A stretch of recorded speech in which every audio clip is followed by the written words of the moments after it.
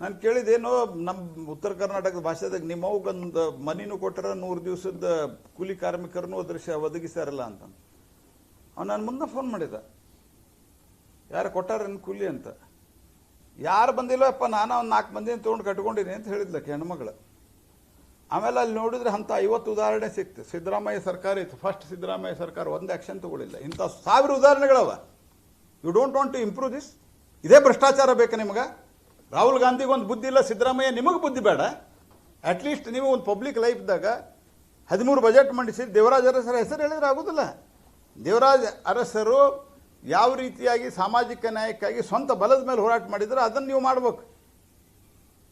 ಅವ್ರ ಮುಂದೆ ಕೈ ಕಟ್ಕೊಂಡು ನಿಂತು ಅವ್ರು ಹೇಳಿದ್ದು ಮಾಡ್ಲಿಕ್ಕೆ ನೀವು ಇಲ್ಲೇ.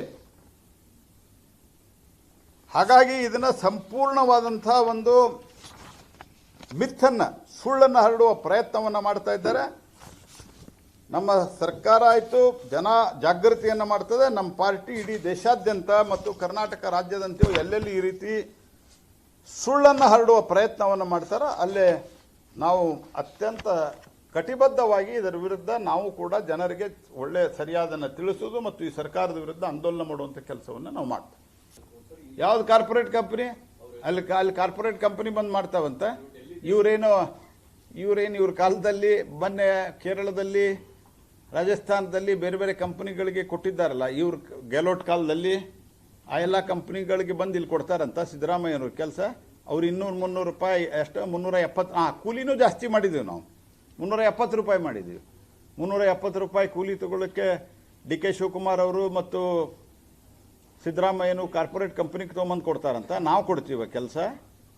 ಇರ್ರೆಸ್ಪಾನ್ಸಿಬಲ್ ಸ್ಟೇಟ್ಮೆಂಟ್ ಮಾಡಬಾರ್ದು. ಇದಕ್ಕೇನು ಹಾಸ್ಯಾಸ್ಪದ. ರಾಹುಲ್ ಗಾಂಧಿ ಗಾಳಿ ಬಿಡದದ ಅವ್ರಿಗೆ.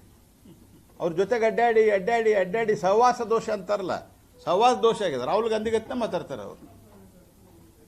ನೀವು ಸ್ವಲ್ಪ ಮೆಚ್ಯೂರ್ಡ್ ಅಂತ ಜನ ಭಾವಿಸ್ಯಾರ. ನೀವು ರಾಹುಲ್ ಗಾಂಧಿ ಜೊತೆ ಕೂತು ಅವ್ರ ಜೊತೆಗೆ ಊಟ ಮಾಡಿ ಅವ್ರ ಜೊತೆಗೆ ಅಡ್ಡಾಡಿ ಅವರಂಗ ಮಾತಾಡೋದು ಶುರು ಮಾಡಿದರೆ ನಿಮ್ಮನ್ನು ಜನ